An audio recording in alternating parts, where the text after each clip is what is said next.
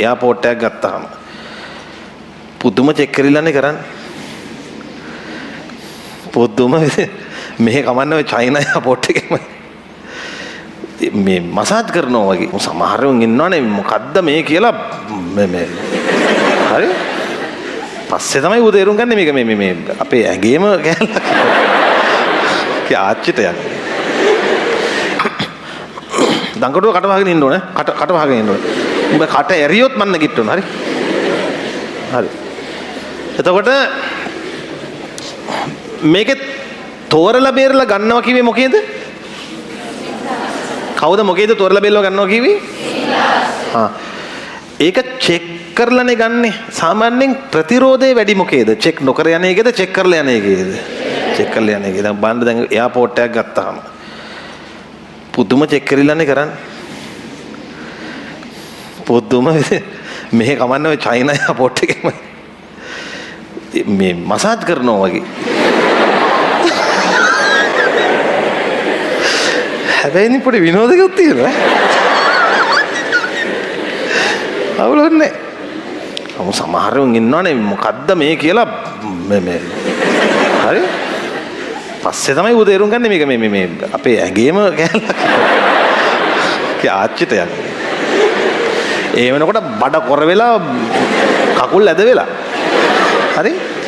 Check point එකෙන් එළියට එන එක මේ සමහරේ ආයෙන්නේ මේ රටට. ආයෙන්නේ මේ රටටම.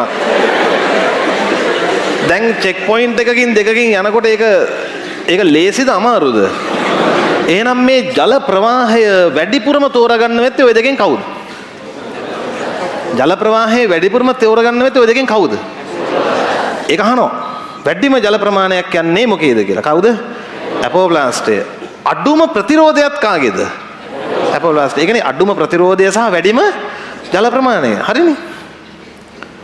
ඔය අතර ඉන්නවා සමහර උන් චෙක් පොයින්ට් වලට කැමති.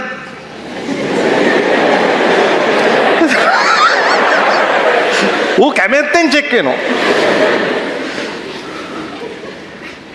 ඌ චෙක් පොයින්ට් එකක් තියෙනවා දැක්කොත් එකෙන් යනවා. එහෙම එකක් තමයි මේ කහ පාට එක පොඩ්ඩක් බලන්න. මෙතනින් චෙක් වුණා. හරිම විනෝදයි. ඊළඟට යන්න. ඊළඟ පටල පේන්න බෑ මේ. පටල පික්කෝ. ඌට තමයි මේ නම දීලා තියෙන්නේ. හයියෙන් කියන්නේ.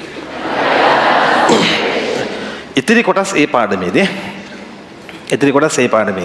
මට මේ දෙන්න ඕන ওই දරුවන්ගෙන් පළවෙනි දෙක. මොනවද පළවෙනි දෙක හයියෙන් කියන්නේ? ඇපෝප්ලාස්ටයයි. දැන් අහගන්න. මෙතන ඉඳන් එන හැම කුණු කන්දලයක්ම ඔය පාරවල් තුනේම යනවා. එතකොට ළමයෙකුට දෙන්න බලන්න සර් සිම්ප්ලාස්ට්ත් යනවා. පටල හරහා සම්ප්‍රේෂණ මාර්ගෙත් යනවා. ඒ හින්දා චෙක් වෙනවනේ. චෙක් උනාට වැඩක් නැහැ. චෙක් නොයිච්ච උන් જાතියකුත් එනවා. ඇයි? පාරවල් තුනෙන් දෙකකින් දෙන්නේ තුනෙන් වෙනවාද? තුනෙන් වෙනවද? මම කියන එක තේරෙනවද? තේරුණාද ඒක? දැන් අපි හිතමු ජනාධිපතිතුමා එන මීටින් එකකට සෙනග චෙක් කර ගන්නවා. ඒක තේරුම නැහැ. එහා පැත්තේ තහඩු දෙක තුනක් ගලවලා හැමෝම ඇවිල්ලා ඒකෙන්. දැන් චෙක් කරපු එකේ තේරුමක් නැති වෙනවනේ. ඒ නිසා එන සියලු දෙනා චෙක් කරන කොමන් බැරියර් එකක් තියෙන්න ඕනද නැද්ද? තියෙන්න ඕන. අන්න ඒක තමයි මොන චර්මයේද? අන්තශරණය. මෙතනින් එහා කීයටවත් කිසිම කෙනෙක් චෙක් නොකර යවන්නේ නැහැ. හරිද? එහෙමනම් මට කියන්න. මොන ප්ලාස්ටේ අන්තශරණයේ ක්‍රියාත්මක වෙන්නේ නැද්ද? ඇපෝප්ලාස්ටේ නෑ. දැක්කද මං චුටි ඉඟියක් දුන්නේ වලට ඇපෝප්ලාස්ටේ අන්තර්ශෛලීය අවකාශ නැහැ කියලා. මං මතකද උගන්නද්දි කිව්වා අන්තශර්මයේ ඇපෝප්ලාස්ටේ අන්තර්ශෛලීය අවකාශ නැහැ නෙවෙයි.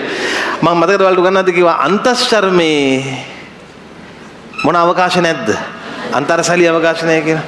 හැබැයි ඇපෝප්ලාස්ටේ දිගේ යනවා නම් මොන අවකාශ හරහා යන්න ඕනද? අන්තර්ශෛලීය අවකාශ තිබත් ගියේවි.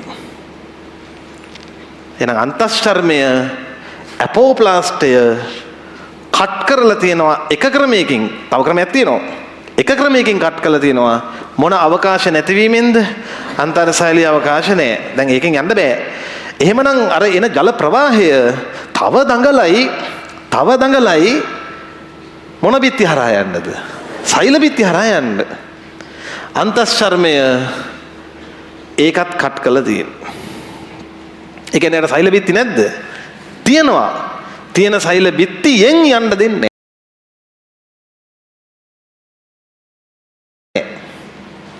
කොහොමද? මෙහෙම.